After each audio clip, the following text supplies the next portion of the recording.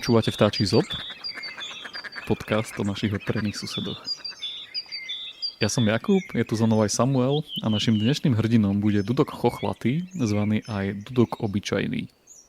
Česky sa mu hovorí Dudek Chocholatý, latinsky Opupa epops. Samuel, vítaj v našom podcaste. Ahojte. Maj sa pekne. Už chceš skončiť rovno? Ešte tak dlho som sa chystal, čo poviem, a aj tak som to zle povedal. Ešte sme ani nezačali a Samuel už chce končiť. Bude to asi tým, že už je 9 hodín večer a už asi je trošku unavený, ale čaká nás príjemných 20 minút minimálne. Ja som chcel povedať, že ahoj Jakub a že zdravím aj všetkých našich poslucháčov. Ďakujem. Minulé, keď sme hovorili o sove, tak som citoval kúsok z knihy Ptactvo v názorech, povierách a zvycích ľudu českého, kde sme sa niečo dozvedeli o dobovom vnímaní sovy. Pamätáš si to, Samo? Áno. Presvedčivejšie som to už nedokázal povedať. No a na dnešný podcast som si našiel ďalší citát, aj keď trošku z inej knihy. Je to citát od samotného Jana Amosa Komenského, ktorý vo svojom diele Orbis Pictus o Dudkovi tvrdí toto. Citujem. Dudek je pták nejsmrdutejší, neboť lejna žere, nejnečistejší, neb lejnami se krmí. Tak toľko citát od učiteľa národov Jana Amosa Komenského. K tomu sa ešte dostaneme, k tomuto výroku, či je pravdivý alebo nepravdivý. Veľmi pekný citát. Ja som si na tohto vtáčika spomenul aj kvôli tomu, že ty máš Samuel tričko s Dudkom. A konkrétne ho máš aj dnes dokonca. Hej, nosím ho už asi 4. deň. Áno, hodnotné film. Som tu v takom domácom proste oblečení, aby naši poslucháči si vedeli to predstaviť, ale áno, je tu Dudok. To nasvedčuje tomu, že ten Dudok má svoj charakteristický vizuál, ku ktorému sa hneď dostaneme a že tým pádom je aj veľmi taký jednak fotogenický, jednak sa objavuje častokrát na ilustráciách a rôznych aj potlačiach a podobne. Tak začneme asi tým, že čo to je ten Dudok, ako vyzerá, ako by ho naši posluchači poznali. Tak môžem, tak ako to robíme aj zvyčajne, že ja ho opíšem formou nejakých čísel a ty ho môžeš potom tak farebne opísať, predsa len ti to ide trošku lepšie ako mne. Čiže Dudok Chochlatý má veľkosť zhruba hrdličky, čiže aby si naši posluchači možno lepšie predstavili, tak ako holub. Podľa mňa je trošku menší. Dĺžku tela má od 25 do 29 cm. Rozpätie krídel literatúra udáva, že 44 až 48 cm. Má dosť dlhý zobák vzhľadom na svoje telo oproti teda iným vtákom. Tam sa možno, že dostaneme potom trošku neskôr, čo sa týka hľadania potravy. Ten zobák je pre ňoho taký celkom užitočný. Čím však je Dudok veľmi taký nezameniteľný s inými vtákmi, tak je ten chochol, ktorý má na hlave. Je to taký pankač. Ten chochol má taký, že on ho vie ovládať a podľa toho, keď je vzrušený alebo sa hnevá, po prípade sa cíti byť ohrozený, tak ho vstýči hore a potom, keď sa cíti byť v pohode alebo keď lieta, tak ten chochol sa tak pekne uloží dozadu, aby mu nezavadzal. Ten zobák, o ktorom si hovoril, mne pripomína sluku. Trošku sluky majú tiež takýto zobák, nie? Taký trošku dlhší, sosakovitý. Je taký, že riadne špicatý a riadne dlhý, že na konci naozaj ten zobák pripomína ako keby ihlu až. Tak to jeho číro na hlave, ten chochol, tak je naozaj charakteristický, preto je aj taký pekný na tých ilustráciách rôznych. Máme my na Slovensku ešte nejakého iného vtáčika s takým chocholom? Mne nenapadá nič, ale... Teraz nechcem veľmi akože trepnúť somarinu, ale vzhľadom na takúto neformálnosť nášho podcastu si myslím, že si to možno môžem dovoliť. Neviem o tom, aby vyslovene iný vták mal taký chochol, ako má Dudok. Ale sú viaceré vtáky, ktorým sa naježia takto pierka, ak buď sú niečím vzrušené, alebo sa hnevajú, alebo skrátka tým dávajú najavo nejaký postoj svoj. Sú vtáky, ktorým sa takto zježia pierka, že môže to pripomínať taký trošku ako keby chochol, ale taký ako má Dudok, naozaj neviem o tom, aby sme mali takého vtáka. Naozaj Dudok, možno na taký prvý pohľad mi pripomína nejakého papagája z úplne iných krajín, ako je Slovensko a naozaj množstvo ľudí ani len netuší, že takýto nádherne sfarbený vtáčik s takýmto chocholom vôbec sa vyskytuje na Slovensku. No. Ja keď tak rýchlo listujem našim lexikónom, tak našiel som iba dvojicu takých vtáčikov. A jedna je potápka chochlata, ona má taký maličký chocholček na hlave a potom aj cíbik chochlatý, on má zase taký úplne že štíhly, ale ani jeden z nich sa nepodobá na dudka. Dudok má naozaj úplne že hustý na celej hlave stýčený chochol. U potápky neviem celkom dobre a tu som nemal až tak možnosť vidieť veľmi, nakoľko mi už potrebuje žiť pri trošku väčšej vode, aby si ju videl, ale cibiky sa tu u nás vyskytujú, tak ten cibik má taký trošku iný chochol, taký viac dozadu a nevie ho tak určite ovládať ako dudok. On ho proste len tak má, tak mu veje vzadu. Sú to také predĺžené pierka, ale dudok ho vie vyslovene tak vstýčiť hore a vtedy je vlastne krásny. Tým pádom pre našich poslucháčov je veľmi jednoduché toho dudka spoznať v prírode, keďže nič iné sa mu nepodobá. Ja sa teda pôjdem k trošku tým farbám, ktoré si mi nadelil, aby som popísal, takže dudok... Celkom jednoduché to je inak.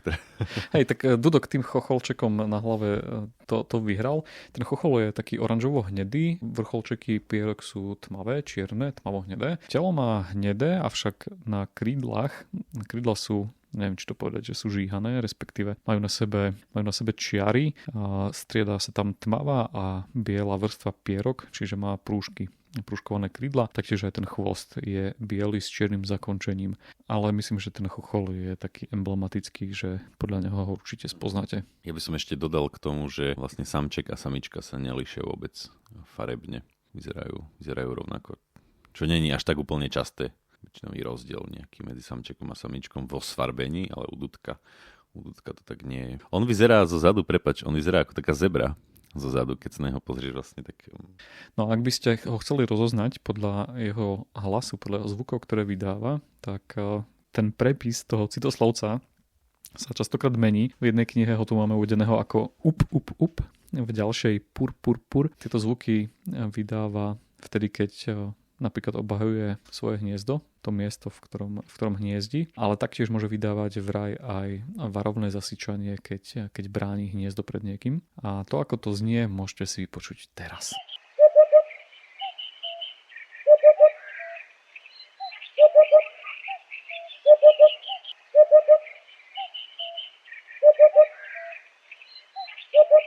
Načal si už teda miesta, kde ho nájdeme, tak môžeme prejsť k tomu, že v akých oblastiach, v akom type prírody, možno, že aj tu na okolí by sme teda dudka našli. Tu len dodám, že ja som vlastne nikdy dudka nemal to šťastie, aby som videl ho hniezdiť, alebo respektíve, aby som objavil niekde jeho dutinku. On teda žije podobne ako ďateľ, alebo iné vtáky, nemá hniezdo, také, ktoré by sme videli vonku na konároch, ale žije v dutine. Takže ja som tieto zvuky ako nemal možnosť počuť a ja poznám dudka jedine podľa toho zvuku du. A je to taký naozaj prenikavý. Najčastejšie som mal možnosť ho vidieť alebo počuť u našej babky v Stulanoch. To je vlastne taká dedina, kde ešte po okolí sa pasú krávy, teda sú tie pasienky vypasené a to je niečo presne, čo dudok obľubuje, kde je nízka tráva, veľa toho trusu, tak ako si spomínal, z ktorého môže vyťahovať rôzne hmyz, červíky, chrobáky a tak ďalej. Tam naozaj to du sa nesie. Je to zvuk, ktorý naozaj není veľmi hlasný, ale asi tou frekvenciou, alebo neviem, ako je to možné, ale naozaj častokrát proste v jari alebo začiatkom leta, keď zahniezdia a často lietajú a teda vyhraničujú si teritorium medzi inými, alebo že sú proste také aktívne, bojujú o samičky a tak ďalej, tak to du sa nesie naozaj celou dolinou, že málo kedy toho dudka vidno skôr, ako ho počuješ, že naozaj je to taký veľmi pekný zvuk, je to taký veľmi milý zvuk. Načal si už teda miesta, kde ho nájdeme, tak môžeme prejsť k tomu, v akých oblastiach, v akom type prírody, možno, že aj tu na okolí by sme teda dudka našli. Začal by som v prvom rade tým, že dudok patrí medzi sťahovavé vtáky. To znamená, že na našom území, na Slovensku, nie je v zime. V zime odlieta do Afriky, prežíva tam rôzne na savánach. Prilieta na Slovensko, respektíve do našich končín, tu do Európy prilieta v druhej polovici marca. Tak som sa začínal, čiže niekedy proste v jari štandardne, alebo proste začiatkom apríla. Odlieta kedy, to som sa nedočítal, neviem, asi je to také trošku individuálne povedať. Skrátka nie je tu cez zimu. A ak si sa pýtal to, že kde môžeme takého dudka nájsť, tak dudok je taký typ vtáčika, ktorý obľúbuje presne takéto možno pasienky, miesta, kde sa pasie dobytok, ktoré sú lemované nejakými takými staršími stromami, nejaké vrby, alebo proste nejaké okolo sú potôčiky, alebo tak. Čiže taká ako keby poľnohospodárska krajina, ale ktorá nie je taká veľmi už, ako by som to povedal, tak po starom obhospodarovaná, že nie obrovské polia, kde proste sa nachádza jeden typ plodiny, ale skôr také, že malé políčka, ktoré sú predeľované rôznymi takými... Napadá mi len slovo debra. Neviem, ako to povedať po slovensky teraz. Tak to sú čo? Debra je priekopa nejaká... Také, kde sú aj už stromy. Že zarastená priekopa. Áno, zarastená priekopa, presne tak. Skrátka, lebo vyhľadáva väčšinou také, že staršie vrby alebo to pole, v ktorých si dokáže hniezdiť. Takže ho nenájdeme v meste. To musí byť asi nejaká veľká náhoda, by musela byť. Ani v nejakých veľkých lesoch dudka nenájdeme. Dudok je taký priateľ ľudí. On je rád tam, kde sú ľudia. Len žiaľ tým presne, ako sa veľmi chemizuje to poľnohospodárstvo, že častokrát sa používa naozaj množstvo pesticídov. Je trend proste robiť obrovské polia, kde sa vysádza jeden druh plodiny a tak proste, aby to bolo ziskové, tak tým pádom tá populácia dudka klesá. Čím ďalej, tým viac.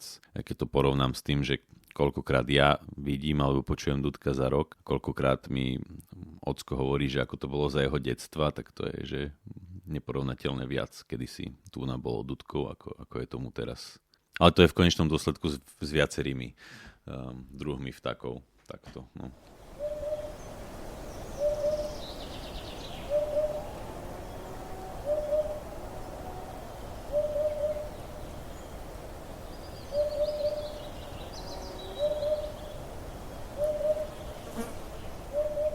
Tak ako je to s dudkom na Slovensku, Samuel? Literatúra udáva, že počet hniezdiacich párov je od 600 do 1000 na území Slovenska.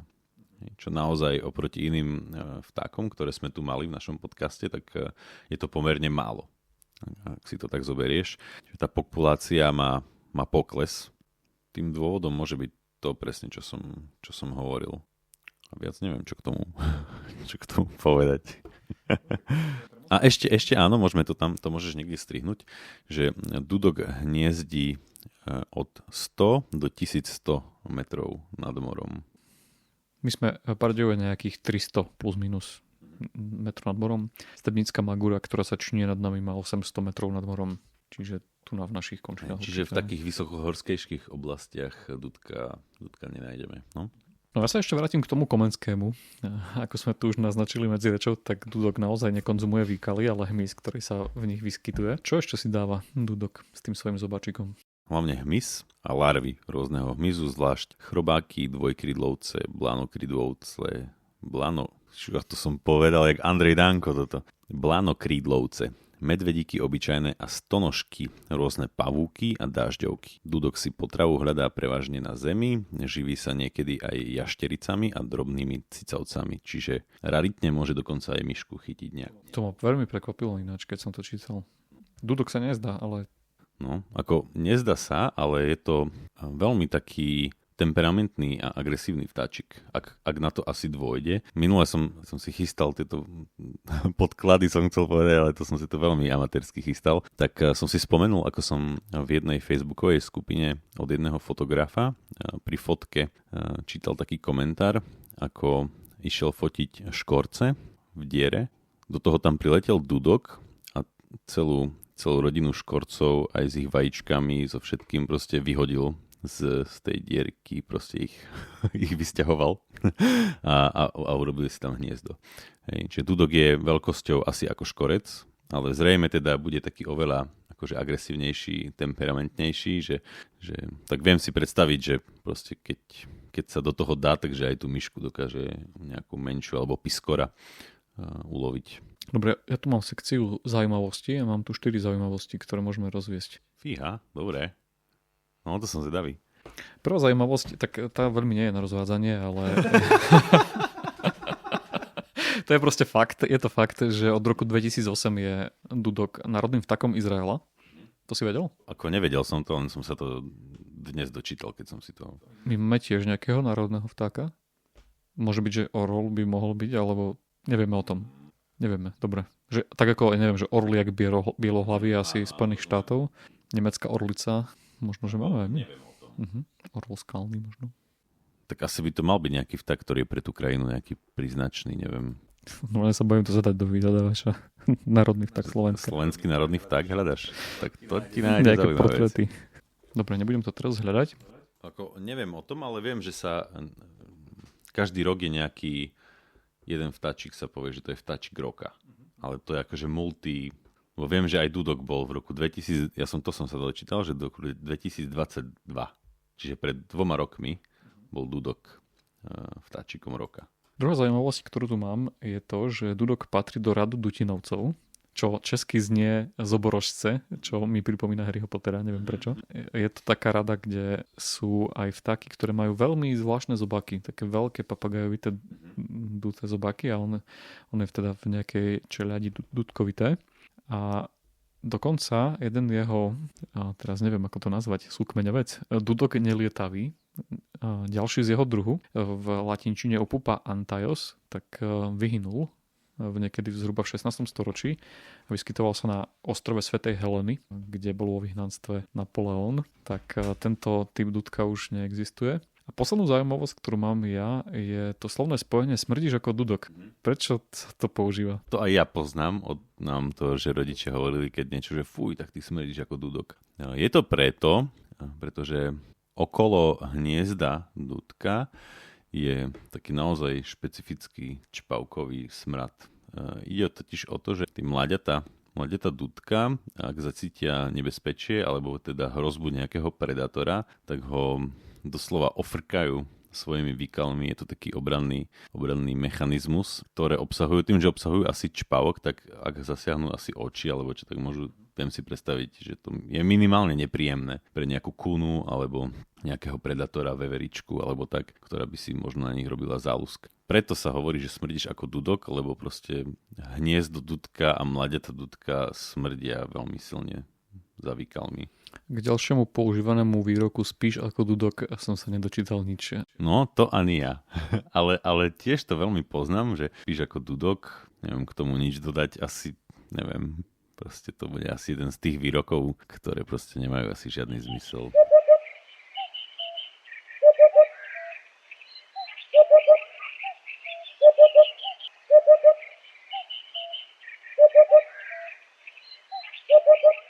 Dudok hniezdí v dutine, tak ako sme to už viackrát spomínali, väčšinou na strome, ale častokrát aj v búdkach, ktoré mu pripravia ľudia.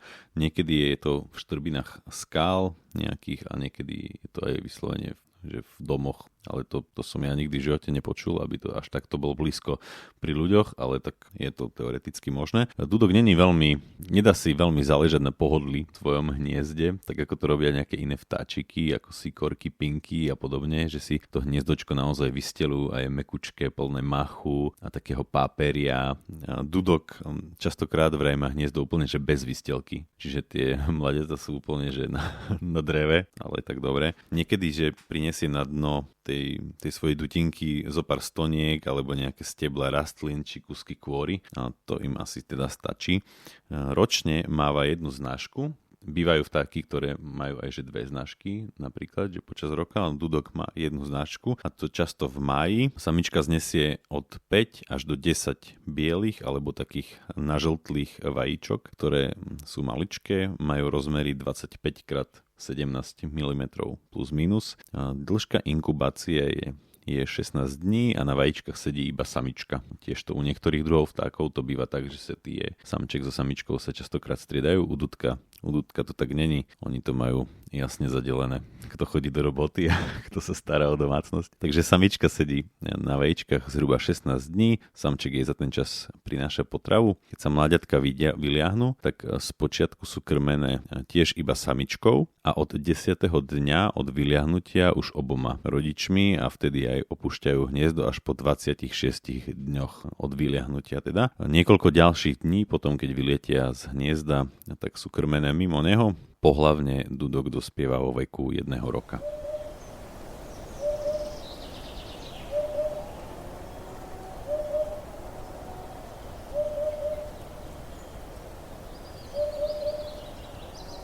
dudok počas toho, ako sedí, alebo respektíve chodí po zemi, aj napriek tomu svojmu sfarbeniu, tak pôsobí veľmi nenapadne.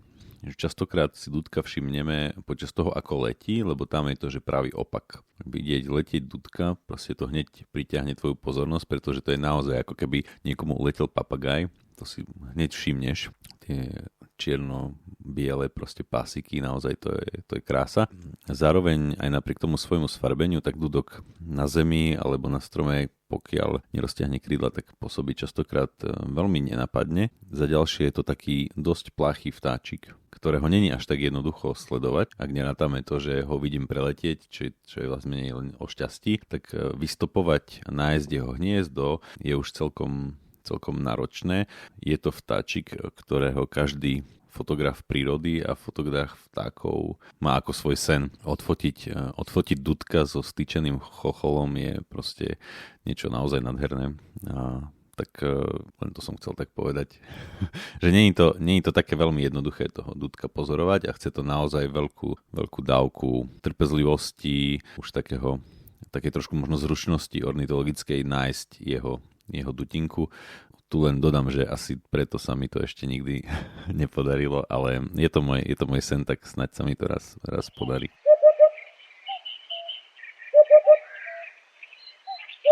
Toto je teda koniec nášho 9. vtáčieho zobu. Ak sa vám páči, čo robíme, budeme radi, ak nás podporíte prostredníctvom portálu Darujme.sk alebo zdieľaním tohto podcastu na sociálnych sieťach. A keďže na budúce budeme natáčať okrúhly 10. podcast, rozhodli sme sa medzi nás pozvať tajného ornitologického hostia. Máte sa na čo tešiť. Dovtedy majte pekný čas a oči otvorené. Ahojte, majte sa krásne. Toto bol podcast občianskeho združenia Kandeláber.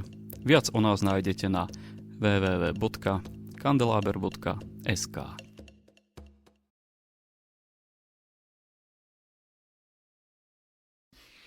Dobre, ja dnes nemám tlačený scenár, keďže som si... Počkaj, a inokedy sme mali scenár? Ja mám stále nejaký scenár, len stále som si ho stihol vytlačiť v práci, ale keďže dnes som bol v škole, tak som nestihol to ani napísať, nie to ešte vytlačiť. Takže som pred hodinou tu mal taký malý workshop na tému dudok chochlaty. Takže Adam má 2 roky už. Aha, dneska, keď má Kajo meniny. Dnes má môj brat meniny. Ani som mu, vidíš, ja som mu ešte som mu nenapísal, ale musím mu napísať. Môžeš mu poprieť z podcastu všetko najlepšie. Áno, tak týmto by som veľmi rád poprial všetko najlepšie 2 ľuďom. Jedným z nich je náš veľmi dobrý kamarát Karol Lenart, ktorý má dnes meniny. Všetko najlepšie, Kajo. A tým druhým je náš syn Adam, ktorý má dnes 2 roky. Tak Adam, keď to budeš o veľa rokov počúvať, tak všetko najlepšie. Myslel som, že chceš ďalším meninovým akože oslavencom, napríklad Karolovi Vojtilovi, ale tak podobne. Ale asi nie. Dobre. Mohli sme si zistiť, či nie je nejaká ornitologická legenda naprieč cez Československom s menom Karol. Poznám iba Johna Stotta, ale on je John a... Ale on je John a není československý. Ale to, čo som chcel k tvojmu synovi, že keďže on má 2 roky, tak to je také pekné, pretože tento podcast sme začali nahrávať ešte pred jeho narodením. Čiže to znamená, že to už tak s prestávkami ťahneme cez 2 roky.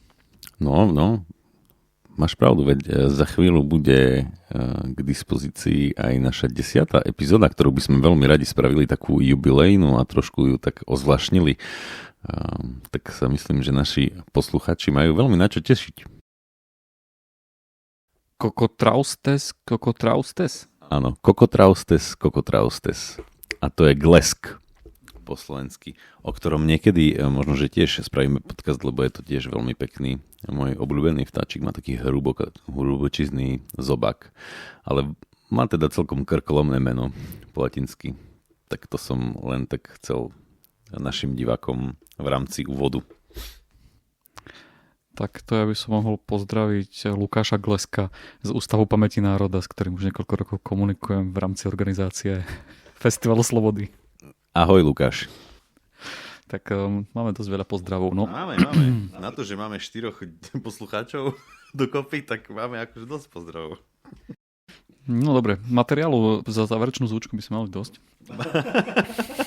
To sme ešte... Nezačali. To sme ešte ani nezačali. A to ti ešte poviem, ale to musí byť off record, lebo ma budú mať za blbca.